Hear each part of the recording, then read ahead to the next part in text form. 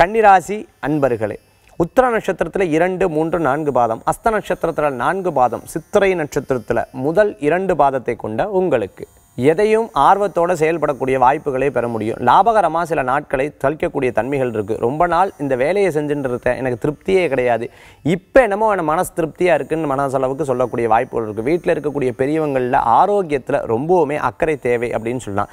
திருமண காரியங்கள் எதிர்பார்ப்பவங்களுக்கு நல்ல செய்திகள் வந்து சேரும். தடைபற்ற காரியங்கள் வெற்றிகரமாக நடக்கிறதுக்கு உண்டான முயற்சிகள் உங்களுக்கு கையோங்கும் அப்படின்னு சொல்லலாம். இரும்பு சம்பந்தமான உத்தியோகத்தில் இருக்கிறவர்களுக்கு நல்ல மாற்றங்கள் உண்டு.